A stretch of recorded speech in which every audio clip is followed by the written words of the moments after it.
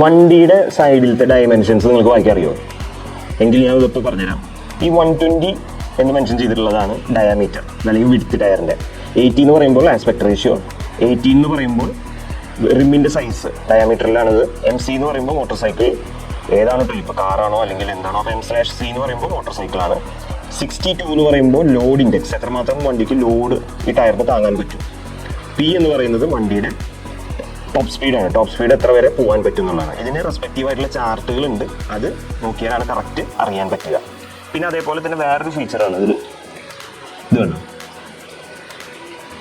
റൊട്ടേഷനാണ്, rear rotation, ഏത് ഡയറക്ഷനിലാണ് tyre rotate ചെയ്യുന്നത്. പിന്നെ അതേപോലെ തന്നെ ഇവിടെ കണ്ടോ ട്യൂബ് ടയറാണിത്, നൈലോൺ, ട്രെഡ് പ്ലേസും സൈഡ് പ്ലേസും 4 നൈലോണും 2 നൈലോണും, ഈ കാര്യങ്ങളൊക്കെ ഇതിൽ മെൻഷൻഡ് ആണ്. സോ ഇനി ഇങ്ങനത്തെ ഒരു ഇത് വരുമ്പോൾ കറക്റ്റായിട്ടത് നിങ്ങൾ ഓർത്ത് വയ്ക്കുക.